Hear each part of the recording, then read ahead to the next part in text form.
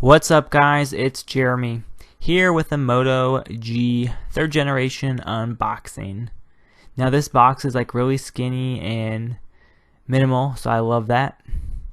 So the Moto G comes with a 5-inch screen, a water resistant design, a 13 megapixel camera which it borrowed from the Nexus 6, a 5 megapixel front facing camera, a 1.4 gigahertz processor, which happens to be the Snapdragon 410, and the device also has 4G LTE, SIM card support, all-day battery life, and micro SD card support as well.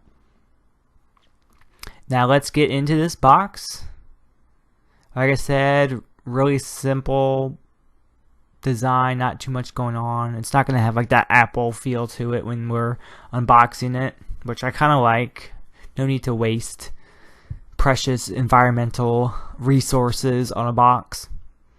And just like the original Moto G, it has the micro USB charger where it can't be removed from the power brick, which I kind of do like because you can kind of mix and match them.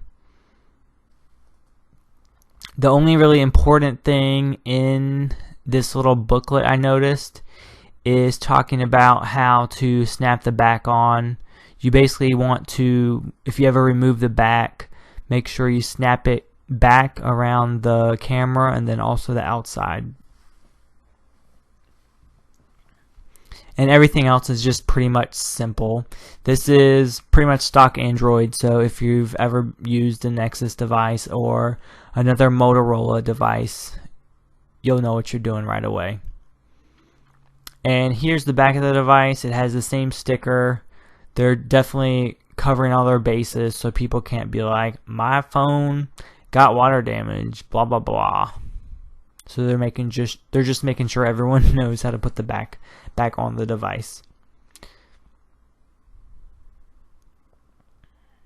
And it's also cool that the Moto G has LTE standard now, so they assume everyone wants it. It should just be a standard at this point. So we're gonna turn this device on, and I'm gonna BRB and get my other two phones to compare this to. Both made by Motorola, just so you can see.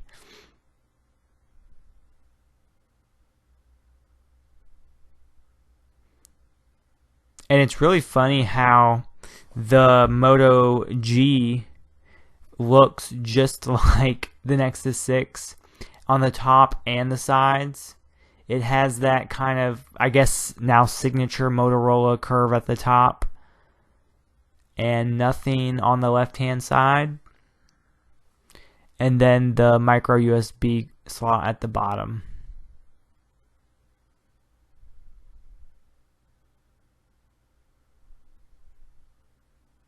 And here's the giant Nexus 6 and then the smaller 1st generation Moto G, just for comparison for you. I kind of wish this Moto G didn't have such big bezels on the top and bottom. It could have made the footprint smaller, which would be nice.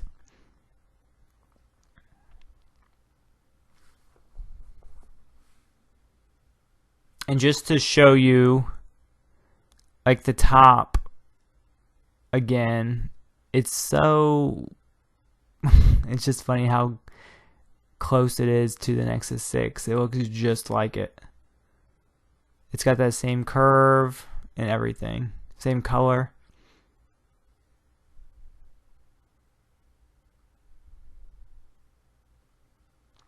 And it looks like the Moto G finally finished setting up. So I'm going to quickly go through this. I'm going to skip my Wi-Fi and skip any Google account logins for now, just so I can get to the good stuff for you. I'm certainly going to be putting in all my email addresses and Wi-Fi later, because I will be using this device for about a week or two before I give my full review on it. So far I like it.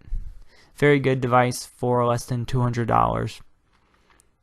And while I set this up, one other important thing to note, the Moto G has 1 gigabyte and 2 gigabyte versions, and also the 1 gigabyte memory has 8 gigs of storage, and the 2 gigabyte has 16 gigs of storage.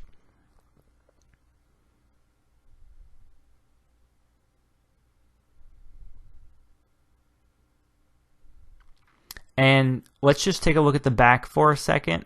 I kind of am in love with the back. It's like this rubberized feel, but then the Moto G itself is metal on the back, so it feels very like sturdy, but then also it grips very well in your hand. And like I mentioned before, on the back it does have a 13 megapixel camera. So of course this thing's water resistant, so let's take it for a dunk and do some practice photography. Stay tuned for my full review where I'll provide you all the sample pictures and stuff I've taken along the way. Of course, when you're taking pictures underwater, you have to use the buttons at the top, the volume rocker buttons, because the screen will not work underwater. No phone is really capable of doing that at this point. One thing I do want to test though is how well the screen works when it still, has the residual water on it, and then also when my fingers are still wet. So let's see how that responds now. So my fingers are moist and the screen is wet, as you can see, and just like the Galaxy S6 Active, I don't see any trouble operating it. It works pretty well. As you may know, most other devices freak the hell out when you're trying to touch the screen when it's wet. Right here it's giving me some trouble, but that's just because I wasn't pulling down far enough. Well, that's it, guys. That's my unboxing and first impressions. Stay tuned and subscribe for my full review. I'll see you next time. Bye.